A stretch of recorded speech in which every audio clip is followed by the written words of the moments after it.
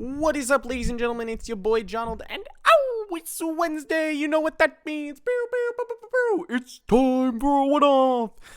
All right. Yeah. So you might be going, "Ayo, Jonald, your intros are getting a little low effort," and they're not getting a little low effort. They're getting a little being made at the last minute, and also running behind for a few weeks. So I'm trying to get back into the schedule as the new year and the holiday season dies down, but until then, we get low effort intros and new Lego mechs. It's really here. I'm just gonna. Okay. They've done a really good job of like shaping the arms and legs. It is a little sad that there's no elbow posability, but they have a nice like hip rotation posability.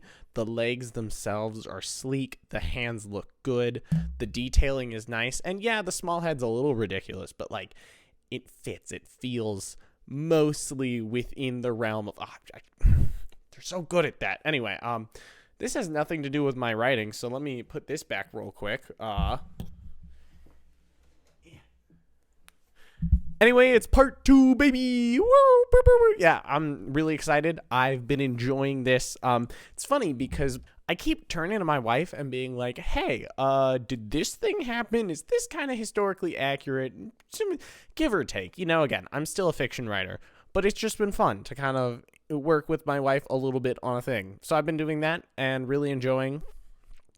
And then, will we get a part 3? I don't know. You'll have to listen to find out. The White Bastard, Part 2, by Jonathan Howe. Read to you by Jonathan Howe. "What you doing here, mister?" Clarence smiled at Bart's question. The rambunctious young boy had been following him for the last hour, asking questions about anything and everything. "Well, I'm a detective. I'm trying to learn about Newport and its town vigilante." "What's that?" Bart asked. His look told Clarence, "I'm only 7. Use smaller words." "A vigilante is someone who stops crime, even though they aren't part of law enforcement." Bart's eyes lit up. "Oh, you're looking for the White Bastard." Clarence's eyes bulged. "Does everyone call him that?" he asked, stumbling on his words. Bart shrugged. "Pretty much." Clarence chuckled. "Yes, I am looking to learn about the White Bastard. I don't need to meet him or anything, but I want to be able to write the best article I can." Bart nodded vigorously. "I saw him once. Bad people were after my dad for something he didn't do. The White Bastard showed up and blam!" Bart mimed shooting a gun. "The bad guys were so scared they ran off. Never been back since." Clarence raised an eyebrow. "Did you get a good look at the White Bastard?" Bart shook his head. "I could tell they was white, but nothing else." "Well, anyways, mind if I include your story in my article about the town?" Bart's eyes went wide and his jaw dropped. "You're gonna write about me?" he said incredulously. "I'm gonna be in a paper?" Clarence smiled big, nodding. "Woo!" the boy yelled, jumping to his feet. "I need to tell Ma and Pa." He ran off through the town, scampering as fast as his little legs could carry him. Clarence watched him go, feeling satisfied. He wanted his work to make people feel appreciated. At least, the right people. He quickly jotted down Bart's tale and stashed the notebook. He'd type it up later in a more official manner, but he needed to focus. Clarence was scouring Newport for first-hand witnesses of the White Bastard. He tried interviewing people of both colors, but was often only successful with colored folks. While the white people don't do anything harmful, they aren't particularly happy about it either, Mistress Callahan had told him earlier in the day when he'd asked about interviewing white people. Her sentiment showed up in the way people regarded him and his questions. About half the white people were rude and unhelpful off the bat. 3/4 of the remaining people became terse with him when he brought up the vigilante. Only that final sliver of white people still treated him well after talking about the White Bastard. A large part of this group were the shop owners. With crimes down and people conversing more freely between races, business had been going well. They'd quickly adopted a progressive attitude of serving whoever had money to pay. Clarence actually had an interview with one such shopkeeper coming up. He entered the general store, admiring the clean, neat arrangement of products. There was a distinct style to the shop that Clarence found urban and out of place here in Newport. The man behind the counter was of average height, with short, dark brown hair and crow's feet at the corners of his eyes. He wore glasses and a big smile as Clarence entered. "Come in," the man said. "You must be Clarence. Mistress Callahan has told me all about you." The man bustled over, taking Clarence's overcoat and bringing it to the coat hook behind the counter. "I must say you have a fine shop here," Clarence complimented. "Are you from a city originally?" The man's smile grew even wider. "You have a good eye. Washington originally.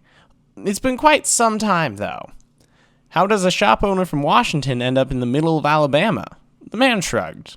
"How does anyone? God put me where he wanted me." "How he did that?" "By my wife's family needing help after the war ended."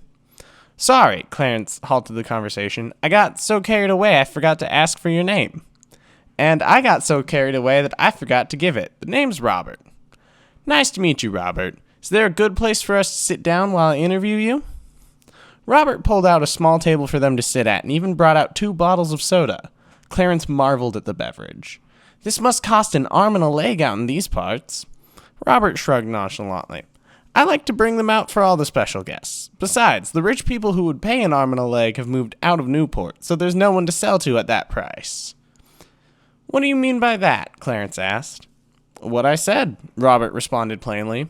"All the white people who could afford to move left. The rest stayed here under the tyrannical rule of the white bastard." "Tyrannical? Do you not like him?" Robert shook his head uncertain. "I don't know my personal feelings. Treating people different because of their color is wrong, but so is murder. 2 wrongs don't make a right, do they?" "I understand your point," Clarence admitted, writing in his notebook. "But then, what is there to be done about the different treatment of people across the nation?" "Which is why I don't know how I feel," Robert admitted. "Tyrannical or not, the white bastard has produced results. No one, black or white, is willing to commit a crime while they are here." "Really? Even colored folk?" Clarence asked. Robert nodded. "Early on, some people tried pretending to be the white bastard in order to get revenge on white people. A few days later, they showed up dead with a note of warning." "So, the white bastard doesn't only kill white people, but rather he kills criminals," Clarence muttered, jotting everything down. "Depending on your opinion of criminals," Robert acknowledged. "I'd agree with your statement, but not many of my complexion would." "That's the first I've heard of any colored deaths at the hand of the white bastard. Do the colored people of Newport not care?" "They blame the dead," Robert said knowingly. "They recognize crimes committed by those men and let them rest in their consequences." Clarence wrote everything down, getting all the names of men killed in the events and people he might ask about first-hand evidence. Robert explained without hesitation. "And finally," he said at the end of it all, "your reason for visiting me. My tale of the white bastard." Clarence leaned forward in his chair, taking a quick sip of his soda. "Mine isn't much, but it's unique because it happened here in this shop." Robert pointed up to the wall where a bullet hole had punched through. "Why was he in here?" Clarence asked, incredulous. "I was sheltering William from a mob. He'd gotten into a fight about Mistress Callahan and her good treatment with some of the town drunkards. They'd chased him down the road and I was just about to close. He darted in and I locked the door." "That's why Mistress Callahan sent me," Clarence realized aloud. Robert nodded in affirmation. "So, the mob blocked us in for a full 10 minutes before the bastard showed up. He gave a few warning shots, which was enough to scare most of the men off. The few who didn't had been notorious mob leaders." "Had been," Clarence emphasized. Robert nodded. "The way I see it, I'm alive and running a successful shop. They're 6 feet under and resting with their consequences." Clarence spent the rest of the day tracking down leads from the conversation with Robert. Most of the people were unwilling to talk, but those who did gave good information, much like Robert had. Tired, the sun setting, and ready for bed, Clarence made his way down the street back towards the lights of the caring matron. He missed the street lamps of the city, but understood how costly they were to keep up. Unfortunately, the darkness leading up was enough to hide in.